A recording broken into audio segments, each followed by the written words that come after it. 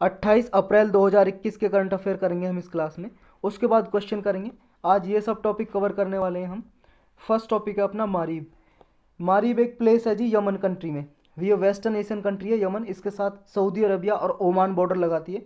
इधर इसके साइड में वेस्टर्न साइड में रेड सी है और इधर गल्फ ऑफ एडन जो अरेबियन सी का ही पार्ट है। अरेबियन सी आपको पता है इंडियन ओशन का पार्ट है। इधर जो ये यमन है जी, यमन की कैपिटल है सना, लेकिन यहाँ पे मारीब जो रीजन है एक स्टेट की तरह है इसमें यमन में। इसकी कैपिटल है मारीब रीजन की, मारीब नाम से ही है इसकी कैपिटल मतलब राजधानी। ये न्यूज़ में क्यों है जी? न्यूज़ में इसलिए है क्योंकि यमन में जो ह्यूदी हयूदी और ह्यूदी कुछ भी बोल लो आप, ये रेबल्स हैं जी, मतलब विद्रोही हैं जो गवर्नमेंट के अगेंस्ट विद्रोह करते हैं और ये चाहते हैं इनकी गवर्नमेंट बने यमन में, यहूदी रिबल्स की। तो इन्होंने अभी इस रीजन को, इसमें जो मारीब रीजन है जी, ये मारीब रीजन के ये वेस्टर्न साइड में, नॉर्थ वेस्टर्न साइड में ये कसारा रीजन है जी, कसारा बैटलफील्ड, इसको अपने कब्जे में ले लिया, अपने कंट्रोल में ले लिया, इसलिए ये न्यूज़ में है। तो ये आपको ये मारीब रीजन, कसारा बैटलफील्ड ये याद रखना है। मारीब की कैपिटल मारीब यमन में, ये याद रखना है। और इस पे जो एंशियंट किंगडम था जी सबा का, मतलब सबा का साम्राज्य हुआ करता था प्राचीन काल में इस मारीब रीजन में। सबा को सेबा भी बोलते थे जी, सेबा, एंशियंट सेबा। ये लोकेटेड है जी यहाँ सारावत माउंटेन रीजन है, मतलब सारावत की पहाड़ियाँ हैं मारीब रीजन के पास में। तो ये सारावत माउंटेन रीजन याद रखना है इसमें। नेक्स्ट एक है जी जो मारीब और इसका सराउंडिंग रीजन है ऑयल फील्ड रीजन है, यहाँ पे ऑयल निकलता है जी, तेल पेट्रोलियम निकलता है। ये अभी क्या है जी गवर्नमेंट के लिए सिग्निफिकेंट है इसका नदर्न रीजन, जो अभी रिबल के कंट्रोल में आ गया, मतलब जो विद्रोही हैं उन्होंने कंट्रोल कर लिया इस रीजन को, तो इसलिए न्यूज़ में था। चलते हैं नेक्स्ट पे। नेक्स्ट है अपना चैंडलर गुड गवर्नमेंट इंडेक्स। ये एक इंडेक्स जारी की है जी अभी, चैंडलर गुड गवर्नमेंट इंडेक्स। ये एनुअल इंडेक्स है जी, हर साल ये इंडेक्स जारी की जाती है, पब्लिश की जाती है। इसमें 104 गवर्नमेंट को वर्ल्ड वाइड उसकी क्या इफ़ेक्टिवनेस है इसके बारे में इंफॉर्मेशन जारी की है। मतलब 104 देशों में जो भी गवर्नमेंट है जी उनकी, उन सरकारों की इफ़ेक्टिवनेस क्या है, कितने अच्छे तरीके से काम करती हैं अपनी कंट्रीज़ में, इसके बारे में ये इन्फॉर्मेशन प्रोवाइड करती है। इसको जारी कौन करता है जी? चैंडलर गुड गवर्नमेंट इंडेक्स को। चैंडलर इंस्टीट्यूट है जी एक ऑफ गवर्नमेंट्स, इसका पूरा नाम है, एक संस्था है, इंस्टीट्यूट है, चैंडलर इंस्टीट्यूट ऑफ गवर्नमेंट्स के नाम से ये जारी करता है। ये इंटरनेशनल नॉन प्रॉफिट ऑर्गेनाइजेशन है जी, गैर लाभकारी संस्था है, जिसका हेडक्वार्टर है जी सिंगापुर में। ये किस पे बेस्ड, मतलब किस किस पे बेस्ड ये इंफॉर्मेशन जारी करता है जी इंडेक्स? ये 7 पिलर्स हैं जी जिस पे फोकस करती है इंडेक्स, मतलब इन 7 पिलर्स को देख के ये जारी करती है ये इंडेक्स। एक तो लीडरशिप एंड फोरसाइट, मतलब गवर्नमेंट जो है जी उसके लीडर कैसे हैं, नेता कैसे हैं, और उनकी फोरसाइट मतलब आगे फ्यूचर में क्या चाहते हैं, ये सब देखा जाता है। Robust laws and policies, robust का मतलब है जी स्ट्रॉन्ग, मजबूत, मजबूत लॉ, वहाँ के कानून देश के, और पॉलिसीज़ क्या है जी, नीति क्या है, इनको देखते हुए ये जारी करते हैं। नेक्स्ट है स्ट्रॉन्ग इंस्टीट्यूशन, मतलब संस्थाएं कितनी मजबूत हैं। फाइनेंशियल स्टेट वार्डशिप, वित्तीय प्रबंधन कैसा है। Attractive market place, global influence, reputation and helping people rise. तो ये सब देखा जाता है इसमें इंडेक्स को जारी करने में। इस इंडेक्स में ज़्यादा नहीं याद रहे तो आपको इतना याद रखना है, इस इंडेक्स को जारी कौन करता है और क्या देखा जाता है, गवर्नमेंट की इफेक्टिवनेस, मतलब गवर्नमेंट किस ढंग से काम कर रही है, इतना याद रखना आपको। सिग्निफिकेंस क्या है जी इसकी? सिग्निफिकेंस ये है जी, मतलब इसकी इंपॉर्टेंस क्या है, सिग्निफिकेंस का मतलब महत्वपूर्ण, मतलब किस क्या महत्व है इसका। देखो जी गुड गवर्नमेंट एक डिसाइडिंग फैक्टर है कि नेशन कैसे सक्सीड करेगा, कैसे प्रोग्रेस करेगा, मतलब कोई भी राष्ट्र उन्नति कैसे करेगा, ये देखने के लिए गुड गवर्नमेंट को देखना जरूरी है। चैंडलर जो गुड गवर्नमेंट इंडेक्स है ये दिखाता है कि कितनी स्ट्रॉन्ग गवर्नमेंट है और उसके पास कितनी कैपेबिलिटी है कि वो सिटीजन और बिजनेस को सिक्योर रख सके और पॉजिटिव आउटकम्स निकल सकें, मतलब ग्रोथ कर सके कोई भी कंट्री। इसकी हाईलाइट क्या है जी, मतलब इंडेक्स में किसकी रैंकिंग क्या आई है। इसमें 7 जो टॉप की कंट्री है जी, टॉप 10 कंट्रीज में 7 कंट्रीज तो यूरोप की कंट्रीज हैं जी, देश हैं यूरोप के, जिनमें से जी 4 कॉन्टिनेंट टॉप 10 में रिप्रेजेंट किए गए हैं, मतलब टॉप 10 में 4 महाद्वीप से कंट्रीज हैं, 4 महाद्वीप से। टॉप 10 में सिंगापुर है जी, ये एशिया में फर्स्ट आया। न्यूजीलैंड ओशिनिया में फर्स्ट है, और कनाडा अमेरिका में फर्स्ट है जी, मतलब नॉर्थ अमेरिका और साउथ अफ्रीका नॉर्थ अमेरिका और साउथ अमेरिका कॉन्टिनेंट को मिला दें, उसमें कनाडा फर्स्ट आया। ये कोई याद भी ना रहे तो कोई ज़रूरी नहीं है जी, आपको इंडिया की रैंकिंग याद रहनी चाहिए। इंडिया की रैंकिंग 49th रैंकिंग है इसमें, और जो भी टॉप 10 की कंट्री आई हैं इसमें सारी टॉप 10 की कंट्री हाई इनकम कंट्रीज हैं वर्ल्ड बैंक के अकॉर्डिंग। चलते हैं नेक्स्ट पे जी, इतना ही था इसमें। नेक्स्ट है जी अपना प्रोजेक्ट लद्दाख इग्नाइटेड माइंड। ये एक प्रोजेक्ट लॉन्च किया जी अभी, किसने? इंडियन आर्मी ने। तो इसमें याद रखना है सिर्फ कितना, कि ये लद्दाख इग्नाइटेड माइंड प्रोजेक्ट है, इंडियन आर्मी ने लॉन्च किया है। किस लिए? ताकि लद्दाख जो रीजन है ना उसमें एजुकेशन को प्रमोट किया जा सके, मतलब एजुकेशन अपॉर्चुनिटी प्रोवाइड की जाएगी यहाँ के स्टूडेंट्स को। इस प्रोजेक्ट में जी बेटर ट्रेनिंग फैसिलिटी दी जाएगी डिसएडवांटेज लद्दाखी स्टूडेंट्स को, मतलब जो भी ऐसे पीपल हैं जी वहाँ पे, मतलब स्टूडेंट रहते हैं बच्चे जिनको एजुकेशन की फैसिलिटी प्रोवाइड नहीं होती, तो उन्हें एजुकेशन की फैसिलिटी उन्हीं के मतलब लद्दाख रीजन में ही प्रोवाइड की जाएगी, स्टडी दी जाएगी जी, उन्हें अध्ययन किया जाएगा। ये इंडियन आर्मी की जी एक कॉप है, मतलब इंडियन आर्मी की एक विंग है, ब्रांच है, जिसका नाम है फायर एंड फ्यूरी कॉप्स। ये सपोर्ट कर रही है जी HPCL और नीडो कंपनी के साथ मिलके।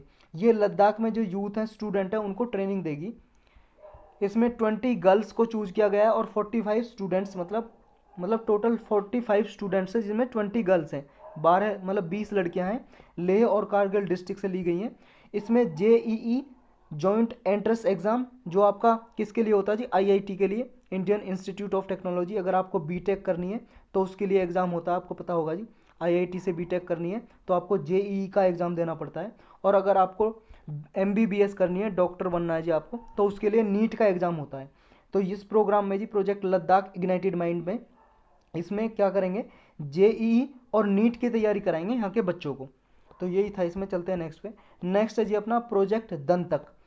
इसके 60 साल पूरे हो गए जी। भूटान में लॉन्च किया था इंडिया ने ये, किस लिए? ताकि भूटान में इंफ्रास्ट्रक्चर का डेवलपमेंट कर सके। इंफ्रास्ट्रक्चर मतलब है जी, इंफ्रास्ट्रक्चर का मतलब है वहाँ पे रोड वगैरह बना सकें, रेलवे वगैरह डेवलप कर सकें, बिल्डिंग बना सकें वहाँ पे।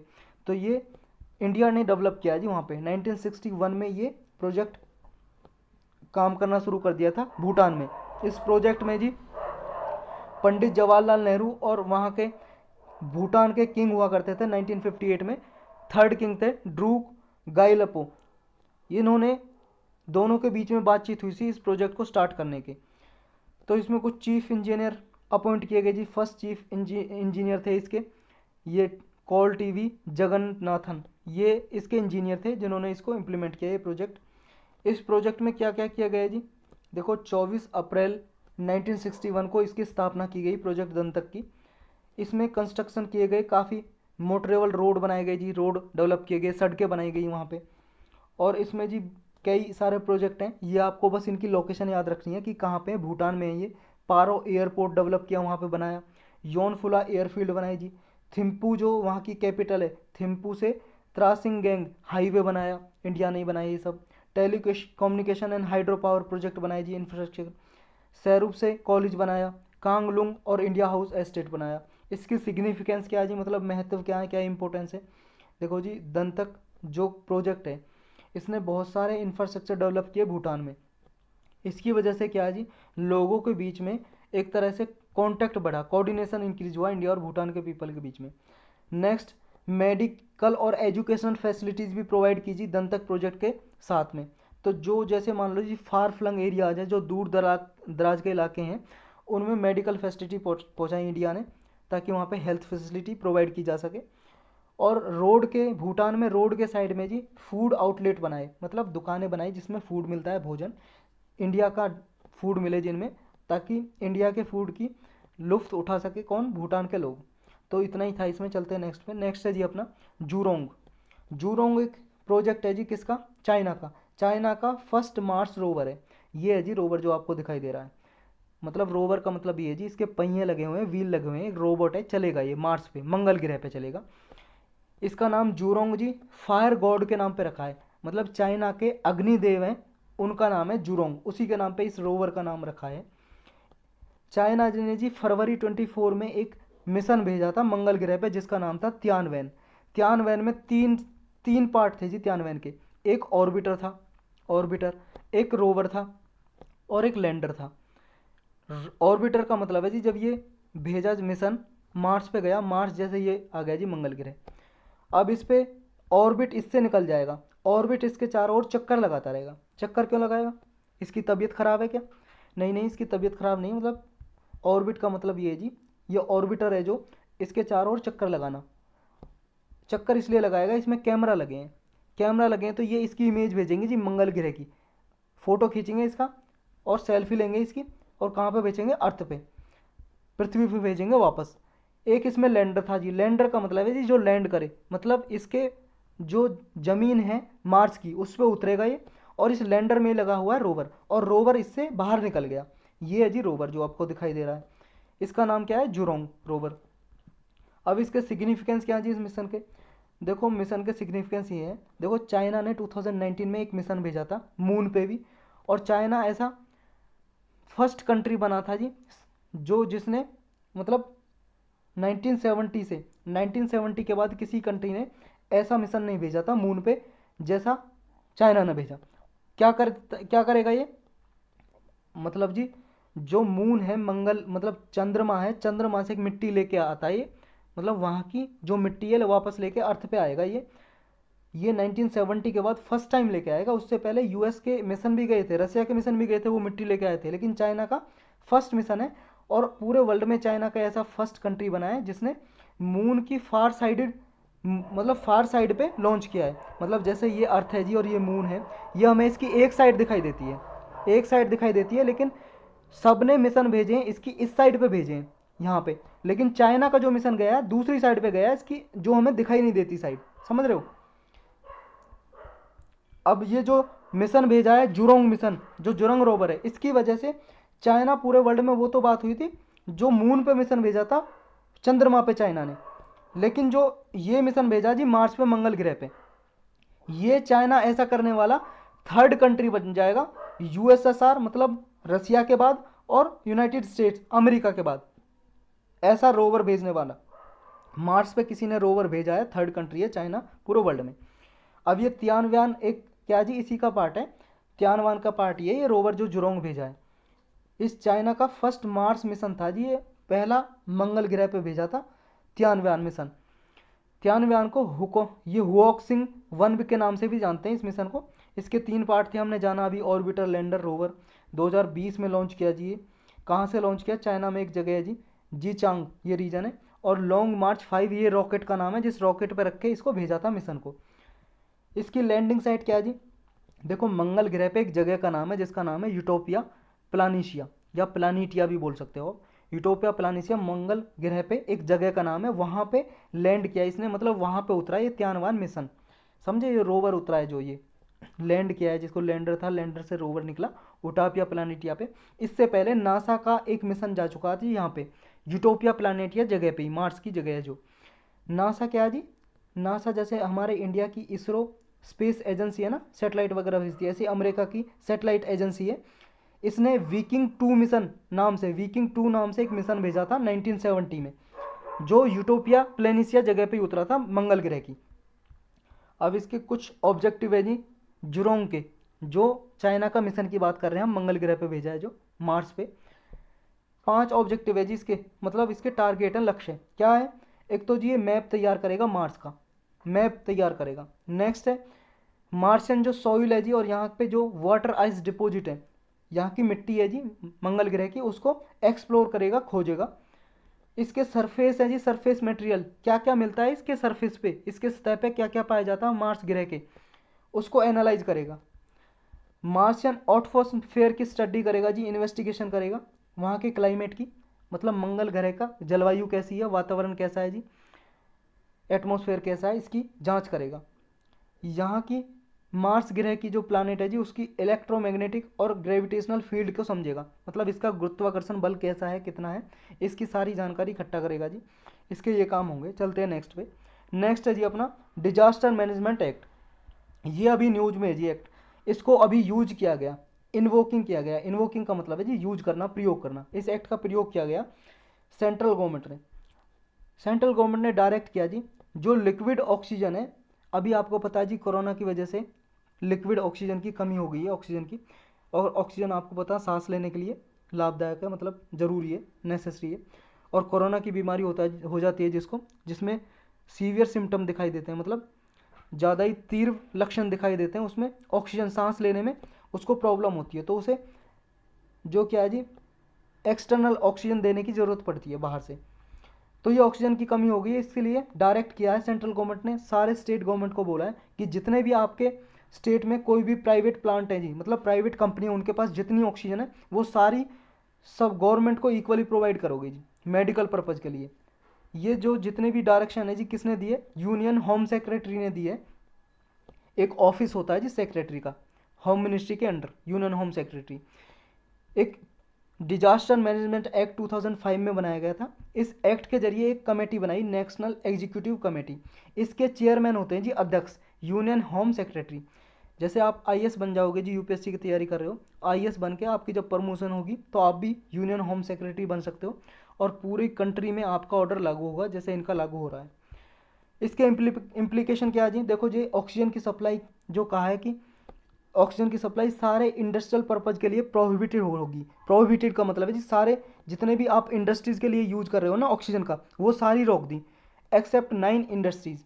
मतलब 9 इंडस्ट्रीज़ में अभी भी ऑक्सीजन जाएगी। वो कौन कौन सी है, फार्मास्यूटिकल जिसमें मेडिसिन और ड्रग बनते हैं जी, जिसके लिए पेट्रोलियम कोई इंडस्ट्री है उसके लिए, न्यूक्लियर एनर्जी नाभिकीय ऊर्जा बन रही है जी किसी कंपनी में, या स्टील सेक्टर स्टील बन रहा है जी, उसके लिए आप दे सकते हो। लेकिन बाकी सबको छोड़ के, इनको छोड़ के जी 9 इंडस्ट्री हैं, ऐसी 9 कंपनी हैं, उनको छोड़ के आप जो ऑक्सीजन की सप्लाई है वो कहाँ पे दोगे जी, हॉस्पिटल में दोगे, ताकि लोगों को ऑक्सीजन प्रोवाइड की जाए जिनको ऑक्सीजन की ज़रूरत है। अब लिक्विड ऑक्सीजन की प्रॉपर्टीज़ क्या होती हैं, विशेषता, प्रॉपर्टी का मतलब है विशेषता क्या होती है, इसके बारे में थोड़ा जान लेते हैं। लिक्विड फॉर्म होती है जी ये मॉलिक्यूलर ऑक्सीजन की। आपको पता है ऑक्सीजन एक गैस है, गैस, और लिक्विड तो होता है जी जैसे पानी होता है लिक्विड, तो गैस को ही कन्वर्ट कर लेते हैं जी इसको लिक्विड में, तो लिक्विड फॉर्म होती है ऑक्सीजन की। ये लिक्विड ऑक्सीजन है जी ब्लू कलर की होती है जी, पेल ब्लू कलर की, नीले कलर की होती है ये, और पर मैग्नेटिक इसमें प्रॉपर्टी होती है जी पर मैग्नेट की। इसे जी मैग्नेट के चुंबक होती है, उसके 2 पोल्स होते हैं ना, नॉर्थ पोल और साउथ पोल, उसके बीच में रोका जा सकता है, सस्पेंड किया जा सकता है लिक्विड ऑक्सीजन को।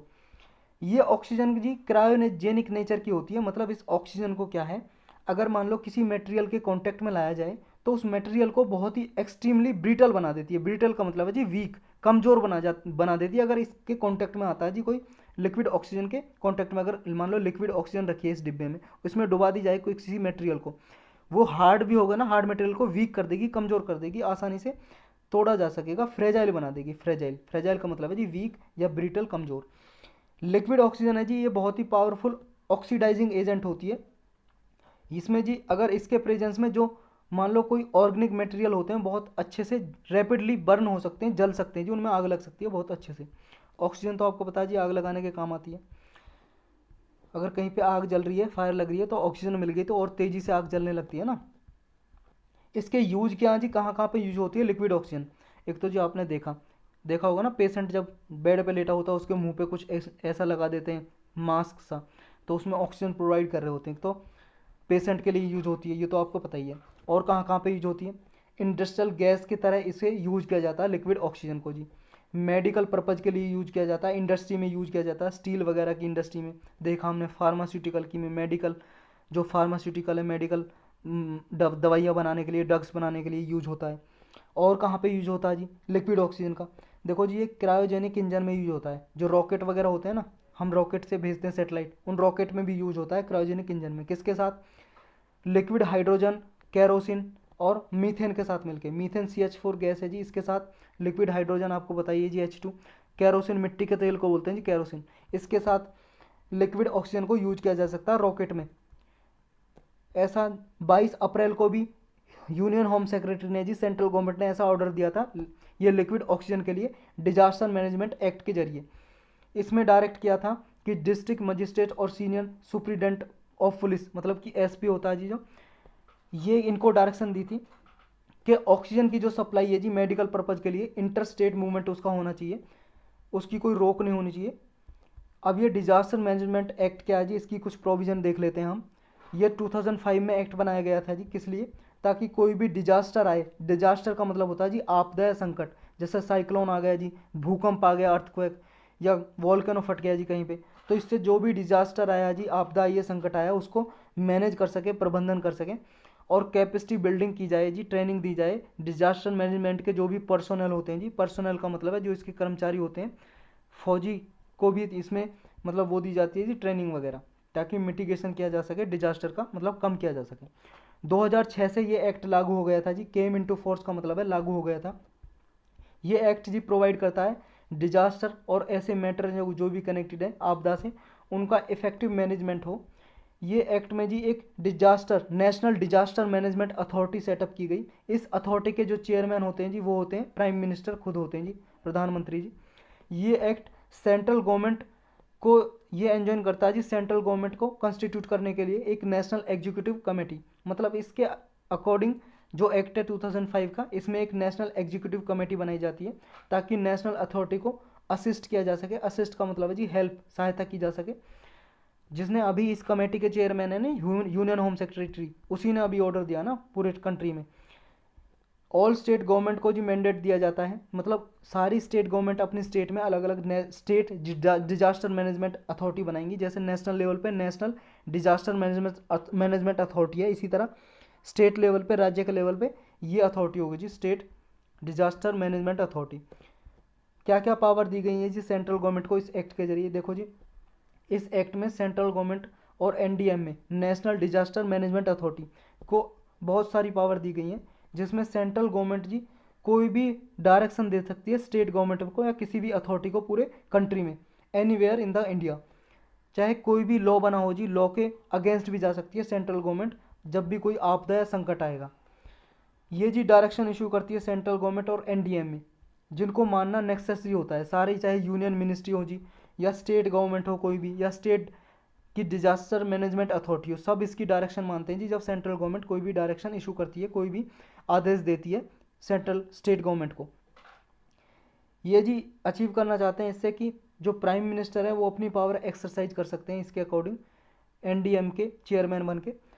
और ये इंश्योर करती है जी देयर इज एडिक्वेट पॉलिटिकल और constitutional heft behind the decision made, मतलब इसमें यह भी सुनिश्चित करना होता है कि कॉन्स्टिट्यूशनल के अकॉर्डिंग, अपने संविधान के अकॉर्डिंग डिसीजन लिया हुआ हो। तो यही था जी, इसमें चलते हैं नेक्स्ट पे। नेक्स्ट है अपना आरबीआई ने जी अभी एक डिसीजन लिया है कि जितने भी जो प्राइवेट सेक्टर बैंक है ना जी, जितने भी निजी बैंक है, प्राइवेट बैंक, उनके जो एमडीएम मैनेजिंग डायरेक्टर, एक पोस्ट होती है जी बैंक में मैनेजिंग डायरेक्टर की, सीईओ चीफ एग्जीक्यूटिव ऑफिसर और होल टाइम डायरेक्टर है जो, इनकी पोस्ट के लिए जी 15 साल मैक्सिमम या 70 ईयर मैक्सिमम इनकी एज लिमिट रख दी है कि या तो 15 साल तक आप सिर्फ रह सकते हो एमडी, सीईओ या डायरेक्टर, या 70 ईयर, जब आपकी एज 70 ईयर हो गई, मान लो आपको 14 ईयर हो गए जी और 70 ईयर आपकी एज होगी, तो 14 ईयर में ही रिटायर हो जाओगे। या फिर अभी आप 65 ईयर के हुए हो लेकिन आपको एमडी रहते रहते 15 साल हो गए, तो आपको रिटायर कर दिया जाएगा, जो भी पहले आएगी जी 70 ईयर या 50 ईयर। जो चेयरमैन होते हैं जी और नॉन एग्जीक्यूटिव डायरेक्टर होते हैं प्राइवेट बैंक के, उनकी भी मैक्सिमम एज लिमिट निर्धारित कर दी है 75 ईयर तक, वो 75 साल तक रह सकते हैं चेयरमैन या नॉन एग्जीक्यूटिव डायरेक्टर। इसमें इतना ही था, चलते हैं नेक्स्ट में। देखो जी, इंडिया ने क्या है अभी ज्वाइन कर लिया है किसको? लीग ऑफ नेशन को। लीग ऑफ नेशन एक संस्था थी जी, 1920 में बनाया था जी इसको, लगभग कब? जब फर्स्ट वर्ल्ड वार हुआ था ना, उसके बाद एक संस्था बनाई गई फर्स्ट वर्ल्ड वार के बाद। किस लिए? ताकि वर्ल्ड वाइड पीस एस्टेब्लिश की जाए, मतलब शांति स्थापित की जाए जी। ऐसा कोई, जैसे फर्स्ट वर्ल्ड वार हुआ था ना, बहुत ही मतलब बहुत ही लोगों का नुकसान हुआ था, मारे गए थे लाखों लोग, तो ऐसे आगे ना हो ये रोकने के लिए लीग ऑफ नेशन एक संस्था बनाई कंट्रीज ने मिलके। जैसे सेकेंड वर्ल्ड वार के बाद बनाई थी ना क्या, यूनाइटेड नेशन, पीस एस्टेब्लिश करने के लिए, ये भी तो ऐसी बनाई थी league of nation first world war के बाद, लेकिन ये कोलैप्स कर गई थी जी, टिक नहीं पाई थी। उसके बाद फिर यूनाइटेड नेशन बनाया सेकेंड वर्ल्ड वार के बाद, ताकि आगे कोई वर्ल्ड वार ना हो। तो ये लीग ऑफ नेशन के कुछ मतलब कंट्रीज पार्टी थी, इसमें कोई मतलब वो कंट्री बनाती थी जी सिंगल क्रिस्टल कंपोनेंट, हेलीकॉप्टर में यूज होता है जी ये सिंगल क्रिस्टल कंपोनेंट। तो इंडिया भी अब इन कंट्रियों में आ गया है जो सिंगल क्रिस्टल कंपोनेंट बना सकता है, मैन्युफैक्चर कर सकता है, जो हेलीकॉप्टर में यूज होते हैं जी। ये technology single crystal blade technology है जी, जो लगभग इंडिया में जी डीआरडीओ बनाएगी इसे। DRDO defence research and development organisation है जी एक, जिसका हेडक्वार्टर न्यू दिल्ली में है, पार्लियामेंट के पास है जी ये लगभग 60 हेलीकॉप्टर को प्रोवाइड करेगी जी, ये एक डेवलपमेंट प्रोग्राम है। अभी ये यूएसए, यूके, फ्रांस, रसिया जो लीग ऑफ नेशन के मतलब कंट्रीज़ हैं, मेंबर हैं, तो इंडिया ने भी इसको ज्वाइन कर लिया है, जो ये ऐसी टेक्नोलॉजी इंडिया के पास भी होगी। इसमें देखो जी, ये आप देख सकते हो कुछ ऐसे होंगे जी, ये ब्लेड होंगी जी, ये हेलीकॉप्टर में यूज हो सकती हैं। सिंगल क्रिस्टल ब्लेड है जी, जो हेलीकॉप्टर के इंजन में यूज होती हैं, समझ गए। ये सिंगल क्रिस्टल या मोनो क्रिस्टल भी बोलते हैं जी, सॉलिड होते हैं, बहुत ही मटेरियल सॉलिड होता है ये मटेरियल, और अनब्रोकन होता है जी, ये टूट नहीं सकता, बहुत ही हार्ड होता है मटेरियल। तो इसमें इतना ही था, चलते हैं नेक्स्ट पे। नेक्स्ट है जी प्लेसेस इन न्यूज। एक प्लेस न्यूज में है जी, Sahel region. Match the following में कहीं पे यूपीएससी में पूछा जा सकता है। यहाँ पे हमने चैड रीजन के बारे में पढ़ा था जी, कल 27 अप्रैल को आपने पढ़ा होगा, देखा होगा तो लेक्चर। चैड रीजन अफ्रीका में ही है, इसके पास ही है जी। साहेल रीजन का पार्ट ही है चैड रीजन। ये अभी जो साहेल रीजन है ना, यहाँ पे फ्रांस का राज हुआ करता था। मतलब जैसे हमारे इंडिया पे रूल किया था ना ब्रिटिश ने, ब्रिटिश गवर्नमेंट ने 200-250 साल, ऐसे ही फ्रांस ने यहाँ पे राज किया था अफ्रीका के साहेल रीजन में। तो यहाँ पे अभी भी फ्रांस की मिलिट्री है जी, अभी भी प्रेजेंस है। ये साहेल रीजन है जी, देख सकते हो अफ्रीका में। ये इतनी सारी कंट्री मिलके साहेल रीजन को बनाती हैं जी। ये मॉरिटोनिया हो गई, ये इधर माली हो गई, इधर ये 2 कंट्री हो गई, नाइजीरिया, चैड, सूडान, इरीट्रिया और नॉर्थ इथोपिया का पार्ट है जी यहाँ पे कुछ, ये रीजन बनाती है जी। और ये बुर्किना फासो, सेनेगल, ये सारी कंट्री बनाती है जी। साहेल रीजन इनको मिला के बोलते हैं। ये साहेल रीजन है जी, इसके नॉर्थ में सहारा रीजन है और साउथ में जी सवाना रीजन है। देखो जी, इसके नॉर्थ में सहारा रीजन है जी, सहारा डिजर्ट है, रेगिस्तान, जैसे हमारे राजस्थान में रेगिस्तान है ना, ऐसे सहारा डिजर्ट है, SAHARA। और इसके साउथ में जी कौन सा रीजन है, सवाना रीजन, सवाना रीजन है जी, सवाना। ये सवाना की स्पेलिंग है, देख सकते हो, ये सवाना की है, सुडानियन सवाना रीजन। ये सेमी एरिड रीजन है जी, यहाँ पे मतलब बारिश बहुत ही कम होती है, इस साहेल रीजन की बात कर रहे हैं हम। इसके नॉर्थ मतलब जी अटलांटिक और रेड सी के बीच में पड़ता है ये। देखो जी, जो ये रीजन है यहाँ पे रेड सी है, ये रेड सी है, इधर अटलांटिक ओशियन है, इनके बीच में पड़ता है जी। इसके नॉर्थ में मेडिटेरियन रीजन है। ये साहेल पार्ट है जी अफ्रीका में, ये सारी कंट्री पार्ट बनाती है, देख लिया हमने ऑलरेडी। नदन सेनेगल है, Mauritania, Mali, Burkina Faso, Algeria, Nigeria, Cameroon और अफ्रीकन, सेंट्रल अफ्रीकन कंट्री हैं कुछ, जैसे चैड हो गया जी, सूडान, और सूडान का सदर्न पार्ट, इरिट्रिया और इथियोपिया, ये सारी कंट्री इसका पार्ट बनाती है। बस इतना ही याद रखना है इसमें। चलते हैं नेक्स्ट पे। नेक्स्ट है जी कोलून पेनिनसुला। ये कोलून पेनिनसुला न्यूज में है जी। पेनिनसुला क्या होता है जी, हिंदी में बोलते हैं प्रायद्वीप, प्रायद्वीप। पेनिनसुला को ऐसी जगह होती है जी, ऐसी लैंड जो 3 साइड से पानी से घिरी हो, which is surrounded by water from 3 sides. जैसे जी हमारा इंडियन पेनिनसुला है, ये हमारा इंडिया का पार्ट है जी, ये 3 साइड से घिरा ना, इधर भी पानी है, इधर भी पानी है, इधर भी पानी है, ओशियन है 3 साइड, और इधर लैंड है, तो 3 साइड से घिरा है, इसलिए इंडियन पेनिनसुला बोलते हैं इसको। ऐसे ये जी कोलून पेनिनसुला जो न्यूज में अभी हांगकांग का पार्ट है जी, हांगकांग। हांगकांग जी चाइना और हांगकांग में विवाद चलता रहता है, चाइना कहता है हांगकांग हमारा पार्ट है, हांगकांग अलग आज़ादी चाहता है इससे। ये जी, ये देखो आप, ये मैप देखो, इसमें ये वाला रीजन देखो, ये अपना हिंदुस्तान, इधर चाइना, और चाइना का ये सदर्न पार्ट में जी ये वाला है। पेन चेंज कर लेता हूँ मैं। ये देखो जी, ये वाला पार्ट छोटा सा दिखाई दे रहा है ना, आपको जूम करके दिखाता हूँ। ये चाइना के साइड में ये वाला पार्ट है जी, जो ये दिखाई दे रहा। इसमें भी जो ये वाला ना, नॉर्थ में ये वाला, ये देखो जी, ये दिखाई दिया। अब मैं मिटा देता हूँ, अब देखो ये वाला पार्ट है जी, ये वाला ये पेनिनसुला की बात हो रही है जी अभी, जिस जो न्यूज में जी कोलून पेनिनसुला। ये देखो जी, इस बड़े मैप में ये कोलून पेनिनसुला है, ये वाला, ये 3 साइड से पानी से घिरा है ना, इधर साइड से, इधर साइड से और इधर साइड से। ये हांगकांग का ही पार्ट है जी, और सदर्न ये टेरिटरी है चाइना की, समझे। तो बस इसमें इतना याद रखना है, कोलून पेनिनसुला कहाँ पे, हांगकांग में है जी। और एक पेनिनसुला है, और विक्टोरिया हार्बर है जी हांगकांग में। यहाँ पे हार्बर का मतलब होता है जी पोर्ट, बंदर का, विक्टोरिया के नाम से। तो ये भी याद रखना है आपको। टॉपिक इतने ही थे जी आज के। अब क्वेश्चन करेंगे। फर्स्ट क्वेश्चन है हमारा, ये बताना जी आपको, एक्सरसाइज वरुण है जो, एक्सरसाइज वरुण किस किस के बीच में होती है, इंडिया और कौन सी कंट्री है। ये एक्सरसाइज वरुण हमने पढ़ा था जी 27 अप्रैल के लेक्चर में। तो आपको बताना है किसके में, इंडिया और फ्रांस के बीच में, इंडिया श्रीलंका, इंडिया रसिया और इंडिया यूएस। बताओ जी। जी हाँ, बिल्कुल करेक्ट, इंडिया और फ्रांस के बीच में होती है जी, ये आंसर करेक्ट हो जाएगा। चलते हैं नेक्स्ट पे जी। नेक्स्ट है जी अपना आपको बताना है डेप्रिसिएशन ऑफ रुपी का क्या मतलब है, इसके नेगेटिवली इम्पैक्ट क्या पड़ते हैं, मतलब गलत प्रभाव क्या पड़ेंगे जी। नेगेटिवली इम्पैक्ट का मतलब है कि इसके नुकसान क्या क्या होंगे अगर हमारी रुपी डेप्रिसिएशन करेगी। डेप्रिसिएशन का मतलब है जी अवमूल्यन, हमारी रुपी का जो दाम है जी घट जाए डॉलर के मुकाबले। मान लो $1, अभी $1 खरीदने के लिए हमें 70 रुपये देने पड़ते हैं, और अगर हमारी जो रुपी है जी, रुपया है हमारा, वो डेप्रिसिएट कर जाए, घट जाए, तो हमें मान लो जी ये 80 रुपये का हो गया, मतलब $1 तो घट गया ना। पहले हम 70 रुपये में $1 खरीद लेते थे, लेकिन अब हमारी रुपये की वैल्यू घट गई, अब हमें $1 खरीदने के लिए 80 देने पड़ते हैं।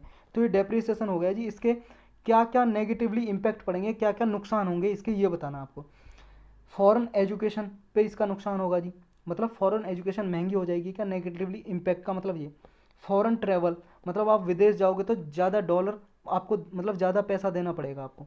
इन्वेस्टमेंट अब्रॉड, बाहर आप निवेश करना चाहोगे जी, कोई कंपनी खोलना चाहोगे तो ज़्यादा पैसा देना पड़ेगा। NRI sending money back home, जो एनआरआई होते हैं जी, नॉन रेजिडेंट इंडियन, इंडिया के ही होते हैं जी, जो बाहर लोग रहते हैं, कमाने चले जाते हैं या फिर कोई जॉब करने, या फिर आपके स्टूडेंट पढ़ने के लिए, एजुकेशन के लिए, तो वो जो मनी भेजेंगे जी वहाँ, उन पे नेगेटिवली इम्पैक्ट पड़ेगा क्या। क्रूड इंपोर्ट, जो हम ऑयल मंगाएंगे जी, उस पर नेगेटिव इम्पैक्ट पड़ेगा क्या। आपके ऑप्शन है जी ये 1 2 5 1 2 3 5 1 2 4 1 2 3 4 5। देखो जी 4 बिल्कुल गलत है, क्योंकि एनआरआई मान लो जी, पहले $1 में 70 रुपये मिल रहे थे, अब मान लो जी एनआरआई भेजेंगे तो $1 में, अगर अपने मान लो किसी का, आपका कोई रिलेटिव रहता है जी, सगा संबंधी बाहर, वो एनआरआई है, एनआरआई पहले $1 भेजता था तो आपको यहाँ पे कन्वर्ट होकर 70 रुपये मिलते थे, लेकिन अब एक इसका दाम घट गया जी, डेप्रिसिएट होगा, अब तो 80 रुपये मिलेंगे। तो आपको इस पर नेगेटिवली इम्पैक्ट कहाँ पड़ा, मतलब नकारात्मक प्रभाव कहाँ पड़ा, आपको नुकसान हुआ क्या कुछ, नुकसान क्या हुआ, आपको तो फायदा हुआ, पहले 70 मिलते थे अब 80 मिलेंगे, तो ये तो बिल्कुल गलत है जी। तो आपका जहाँ 4 है निकाल दो जी, आंसर आ जाएगा बी। 1 2 3 5 ये सारे सही हैं।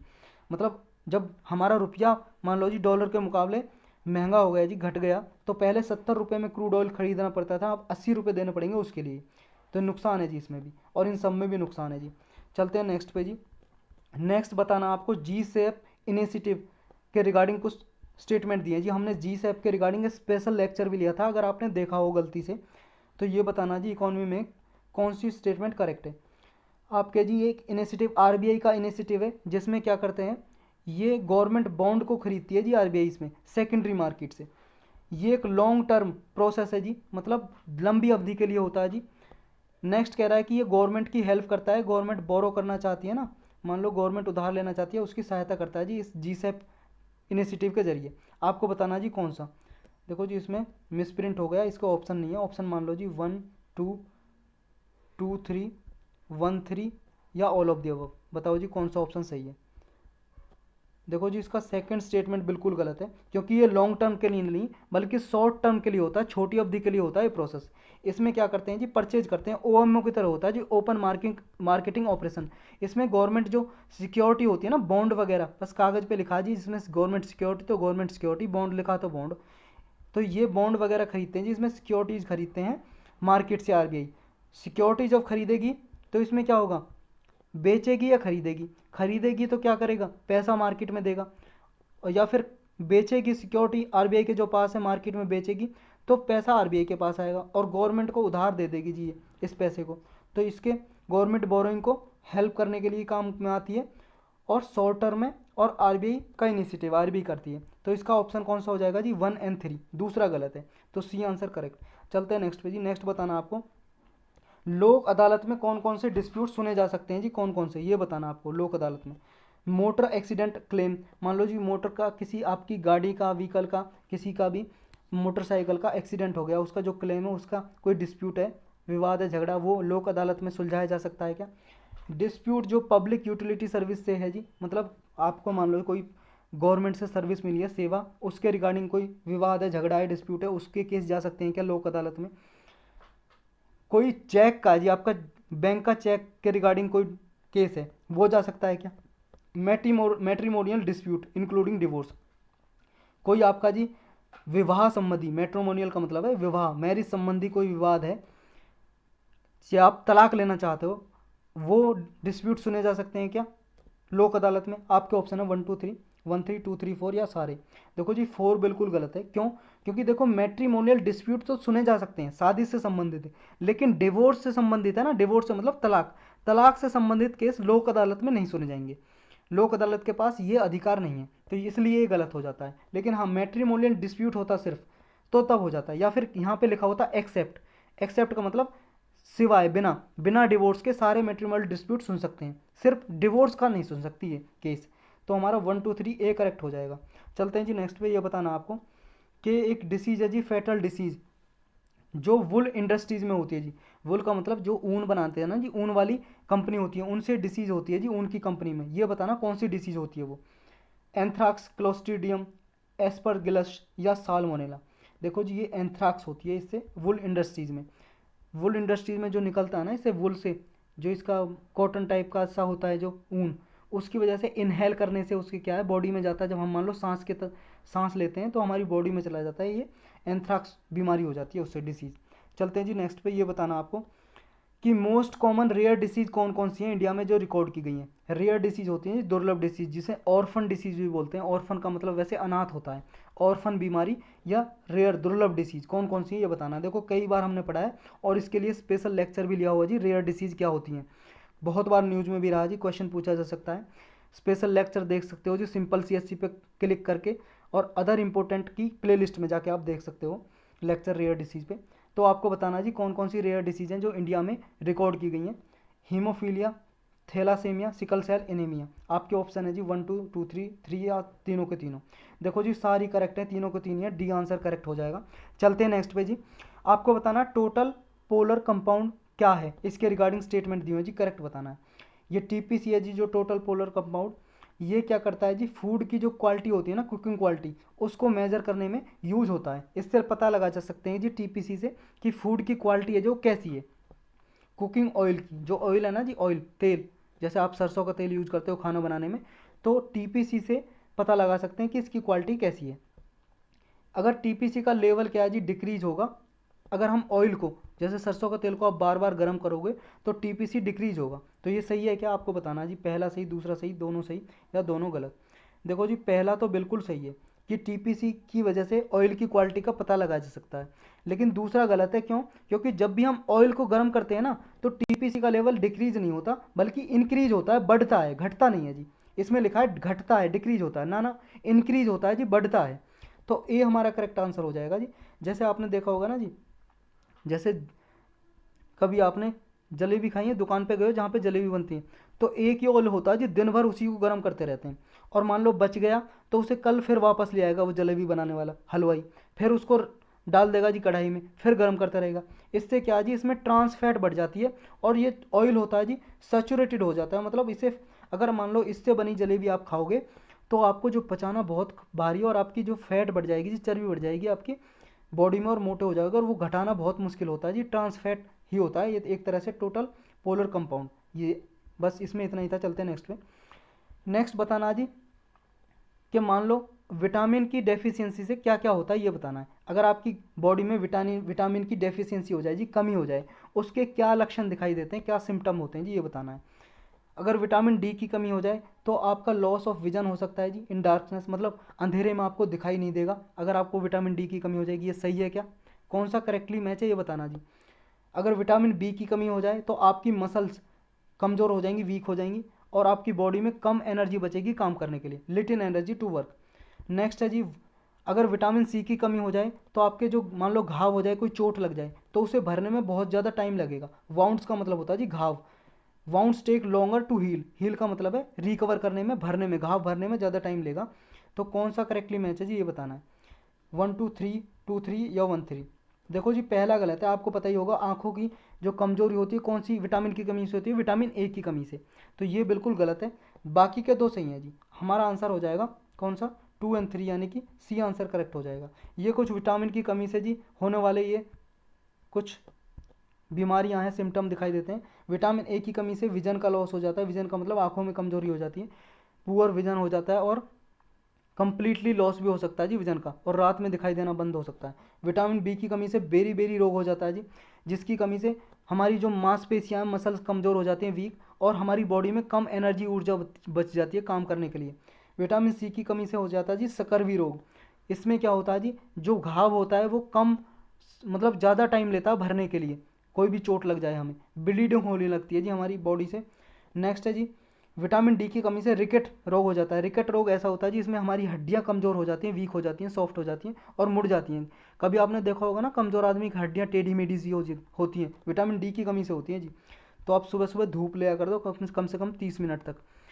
कैल्शियम की कमी से होते हैं जी बोन और टूथ डिके, मतलब हमारी हड्डी और दांत कमज़ोर हो जाते हैं अगर कैल्शियम की कमी है। तो भरपूर दूध पिया करो जी। वीक बोन हो जाती हैं, टूथ भी कमज़ोर हो जाते हैं। आयोडीन की कमी से जी गोइटर हो जाता है जी घेंगा, गले में सूजन आ जाती है, उसको बोलते हैं जी गोइटर। आयरन, आयरन की कमी से हो जाता है जी एनीमिया। गुड़ और बनाना खाया करो, अच्छे से आयरन मिलेगा। वीकनेस आ जाती है जी जिसकी वजह से। चलते हैं जी नेक्स्ट पे। नेक्स्ट बताना जी कौन कौन सी एलिमेंट, एलिमेंट का मतलब होता है जी डिसीज यानी कि बीमारी। तो ये कौन कौन सी एलिमेंट है जी जो वायरस की कमी से होती है, मतलब वायरस की वजह से होती है, कॉज बाय वायरस। कौन कौन सी बीमारी है? SARS, severe acute respiratory syndrome, ये वायरस की वजह से होता है क्या? Typhoid, dysentery, influenza. आपके ऑप्शन है जी 1 2, 2 4, 1 4, 1 3। बताओ जी कौन सा है इसका करेक्ट आंसर? है जी 1 वायरस की कमी से होता है, इन्फ्लुएंजा वायरस की कमी से होता है। ये दोनों पढ़े जी हमने। सारस, ये कोरोना वायरस एक सारस की फॉर्म है जो हो रहा है। 1 और 4 सी करेक्ट आंसर हो जाएगा जी। टाइफाइड जो मोतीजरा होता है जी, टाइफाइड ये बैक्टीरिया से होता है जी जिसका नाम है सालमोनेला। सालमोनेला बैक्टीरिया है जी। ये बैक्टीरिया की कमी से होता है, मतलब बैक्टीरिया की वजह से होता है, बैक्टीरिया हमारी बॉडी में घुस जाता है सालमोनेला। जब आप गंदा खाना वगैरह गंदा पानी पीते हो तो उसकी वजह से बैक्टीरिया बॉडी में घुस जाता है, टाइफाइड हो जाता है। डिसेंट्री होती है जी, ये पैरासाइट की वजह से होता है जी, जिसकी वजह से मलेरिया होता है ना पैरासाइट, उसकी मलेरिया और डिसेंट्री पैरासाइट की वजह से होते हैं। तो ये था जी आज के लेक्चर में इतना ही।